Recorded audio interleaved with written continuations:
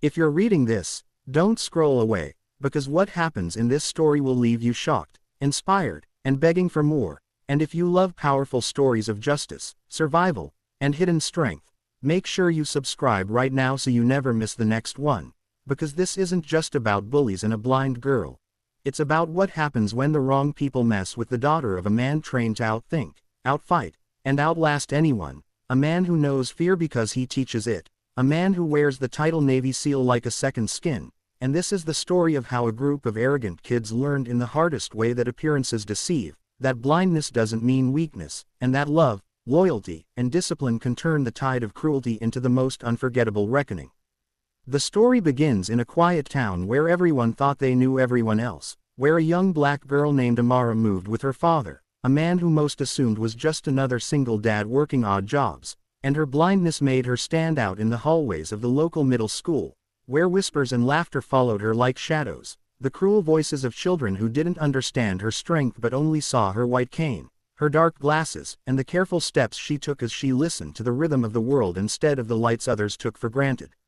Amara was quiet but not timid. Her father, Marcus, had raised her with steel in her voice and courage in her heart, reminding her daily that she was never broken, that blindness was not a chain but a sharpening of other senses, that she could hear the lies in voices, feel the shifts in footsteps, and know more about people than they knew about themselves. But children rarely appreciate quiet strength, and so the bullying began in whispers and taunts, cruel hands slapping her cane away, books hidden from her desk, whispered giggles when she stumbled over backpacks deliberately placed in her path, and even though Amara held her head high, the pain cut deep, for it wasn't the stumbling or the falling that hurt, but the cruel laughter that followed, the isolation that gnawed at her like a cold wind.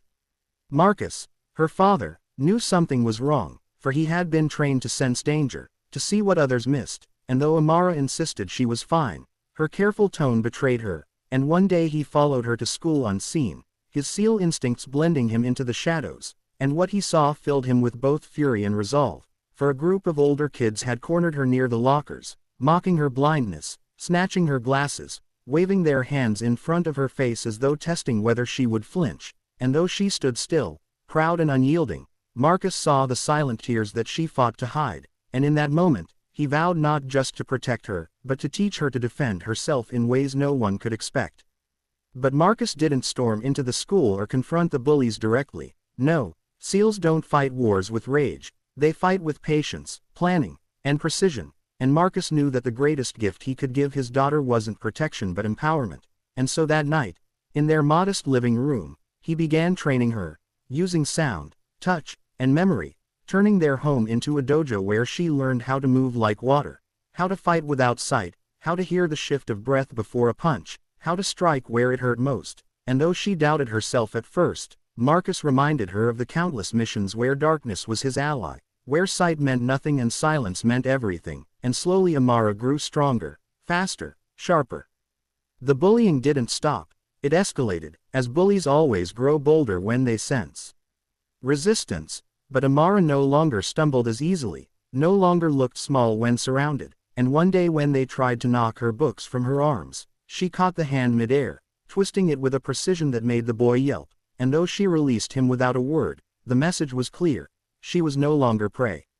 But the bullies, humiliated, grew more vicious, plotting something crueler, a prank that went too far, one that Marcus would not let pass unchecked, for they lured her into an empty gym under the pretense of needing her help, only to trip her, pour water on the floor, and laugh as she struggled to find her footing, unaware that Marcus, once again, had been watching, not because he doubted her, but because he knew escalation when he saw it, and as he stepped out of the shadows, the bullies froze, for the man before them radiated a danger they could not name, a controlled intensity that made the air feel heavier, and Marcus knelt beside Amara, whispering encouragement, before standing tall and fixing the bullies with a gaze that seemed to see straight into their souls.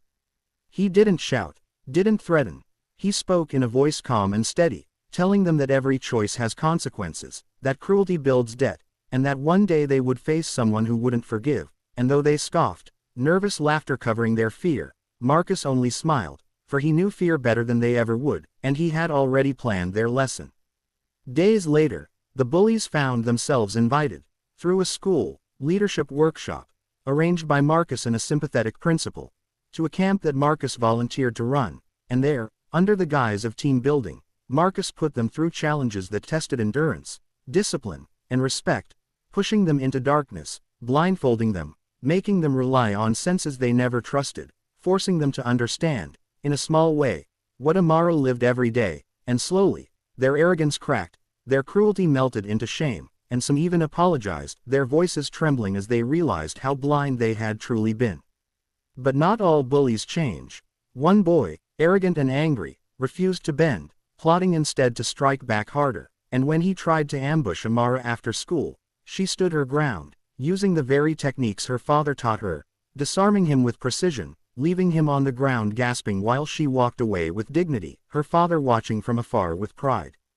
Word spread, not just of the bullies' humiliation but of Amara's strength, and the school changed, respect replacing laughter, silence replacing cruelty, but Marcus knew this wasn't just about one battle, it was about a life of resilience, and as he told Amara one night, sitting under the stars, blindness was never her weakness. It was her weapon, for she could see truths others ignored, hear lies others missed, and fight battles others feared, and with a father who had faced the worst the world could throw and survived, she too would survive, not as a victim, but as a warrior of her own kind.